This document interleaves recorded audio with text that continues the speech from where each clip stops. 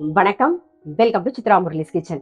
இன்னைக்கு என்ன பார்க்க போறோம்னா, பரங்கிக்காய் போட்டு ஒரு சாம்பார் ஒன்று பண்ண போறோம். அதாவது மஞ்சள் பூசணிக்காய் போட்டு ஒரு சாம்பார். அதுக்கப்புறம் சௌ தேங்காய் போட்ட கறி பண்ண போறோம். பாயசம் கோதுமை ரவையில பாயசம், அப்புறம் குணுக்கு. இதுதான் நம்ம இன்னைக்கு பார்க்க போறோம். நம்ம நெய்வேத்தியத்துக்கு குணுக்கும் கோதுமை ரவை பாயசம் தான் பார்க்க போறோம். ஃபர்ஸ்ட் இந்த பக்கம் நான் சாம்பாருக்கு கல்சட்டியில எண்ணெய் விட்டு வச்சிருக்கேன். அது நல்லா காஞ்சிட்டு இருக்கு. இந்த பக்கம் பேன்ல எண்ணெய் விட்டுருக்கேன். அது நம்ம சௌ கறி பண்றதுக்கு முதல்ல அதை இங்க போட்டுடலாம். கடுகு, உளுத்தம்பருப்பு, கொஞ்சம் கருவேப்பிலை, ஒரு 2 பச்சை மிளகாய் கீறி வச்சிருக்கேன், கட் பண்ணி வச்சிருக்கிறேன் சௌ. இதுக்கு தேவையான உப்பையும் போட்டுட்டு மிக்ஸ் பண்ணிட்டு மூடி வச்சிடலாம்.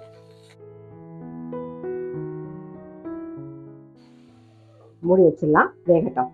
கற்சட்டியில எண்ணெய் விட்டுருக்கேன், அது நல்லா காஞ்சிருது. நம்ம சாம்பாருக்கு கடுகு, வெந்தயம் தாளிச்சிக்கலாம். ஒரு பச்சை மிளகாய், கொஞ்சம் கருவேப்பிலை, கட் பண்ணி வச்சிருக்கிற பரங்கிக்காய், மஞ்சள் பொடி கொஞ்சம்.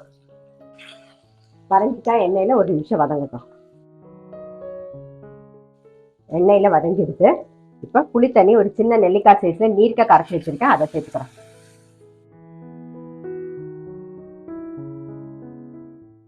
புளி தண்ணி சேர்த்து ஒரு கொதி வந்துடுது. இப்போ தேவையான உப்பு, சாம்பார் பொடி சேர்த்துடலாம். நான் ஒரு 3 டீஸ்பூனுக்கு சேர்க்கிறேன். உங்களோட சாம்பார் பொடி எந்த அளவுக்கு காரம் இருக்குமோ அது தகுந்த மாதிரி பார்த்து போட்டுக்கோங்க.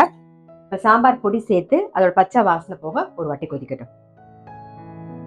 சாம்பார் பொடியோட பச்சை வாசனை போக நல்லா கொதிச்சிட்டு, நல்லா ஒரு 2 கரண்டி தோரம் பருப்பு எடுத்துட்டு அதில் கொஞ்சம் பெருங்காயம், மஞ்சள் பொடி போட்டு வேக வச்சு ரெடியாக வச்சிருக்கேன். இப்போ அதை சேர்த்துடலாம்.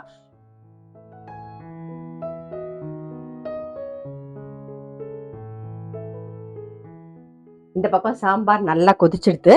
நம்மளுடைய பரங்கிக்காய் சாம்பார் இல்லை மஞ்சள் பூசணிக்காய் சாம்பார் எப்படி வேணாலும் சொல்லலாம். மேலாக கொஞ்சம் கொத்தமல்லி போட்டாச்சு, அவ்வளோதான். ஆஃப் பண்ணிடுவோம்.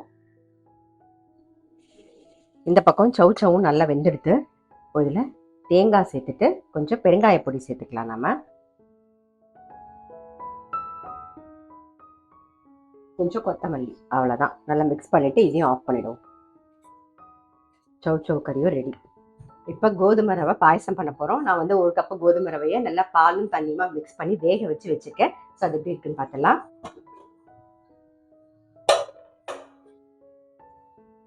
நல்லா வெந்திருக்கு. இப்போ இதில் என்ன பண்ணுறோம்னா, இன்னும் கொஞ்சம் பால் சேர்த்துக்கலாம். நம்ம காய்ச்சி ஆறின பால் நல்லா மிக்ஸ் பண்ணிட்டு ஒரு கொதி விடுவோம்.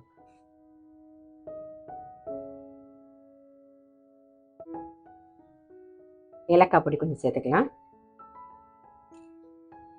ஒரே ஒரு ஸ்பூன் நெய் விட்டு முந்திரியும் தேங்காயும் வறுத்தெடுத்துக்கலாம். முந்திரி பருப்பு, தேங்காய்.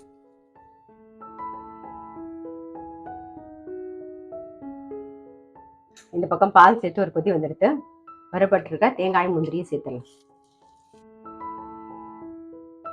இன்னும் நம்ம ஸ்வீட் சேர்க்கல. இப்போ ஆஃப் பண்ணிட்டோம். இந்த பக்கம் நான் என்ன பண்ணியிருக்கேன்னா, 1 கப்பு கோதுமை ரவை எடுத்துட்டேன் இல்லையா, அதுக்கு 2 கப்பு வெல்லம் நல்லா கரையை விட்டு கொதிக்க வச்சிருக்கேன். இப்போ அதை சேர்த்து நம்ம மிக்ஸ் பண்ணிடலாம்.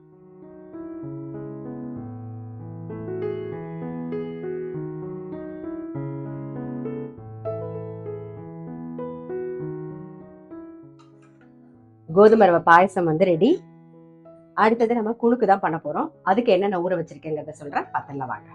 இப்போ 1 கப்பு பச்சரிசி, ஒரு 1/2 கப்பு கடலைப்பருப்பு, 1/2 கப்பு பருப்பு, இது எல்லாத்தையும் நல்லா ஒரு 2லேருந்து 3 மணி நேரம் நல்லா ஊற வச்சு தண்ணியெல்லாம் வடிய விட்டு எடுத்து வச்சிருக்கேன். இப்போ இதில் என்ன பண்ண போறோம்னா, தேவையான உப்பு, வரமிளகா, பச்சை மிளகா, இஞ்சி இதை சேர்த்து முதல்ல அரைச்சு எடுத்துட்டு வருவோம். குறைன்னு அரைச்சு எடுத்துட்டு வருவோம். 2 வரமிளகா, 2 பச்சை மிளகா, அப்புறம் இஞ்சி, தேவையான உப்பு, இதை அரைச்சு எடுத்துட்டு வரலாம். குணுக்குக்கு குறைன்னு அரைச்சாச்சு. இப்போ தேங்காய் சேர்த்துக்கலாம். இது கூடவே கொஞ்சம் பெருங்காய பொடியை சேர்த்துக்கலாம். நம்ம நல்லா மிக்ஸ் பண்ணிடுவோம். கொஞ்சம் கருவேப்பிலை. ஏன்னா நல்லா காஞ்சிட்டு குணுக்கு போட்டு எடுத்துடலாம்.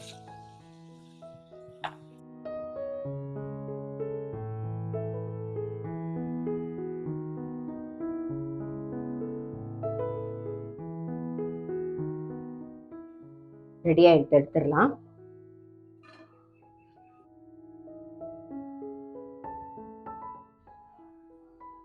இதே மாதிரி எல்லாத்தையுமே பண்ணி எடுத்துக்கலாம். ஸோ இன்னைக்கு என்ன ரெசிபின்னு பார்த்துருப்பீங்க. மஞ்சள் பூசணிக்காய் போட்ட ஒரு சாம்பார், அதுக்கப்புறம் சௌ தேங்காய் போட்ட கறி, அப்புறம் குணுக்கு பண்ணியிருக்கோம் கோதுமை ரவை பாயசம். அவ்வளோதான். ரொம்ப சிம்பிள் சமையல் தான். கண்டிப்பா நீங்களும் உங்க வீட்ல ட்ரை பண்ணி பாருங்க. நான் அடுத்த வீடியோல சந்திக்கிறேன்.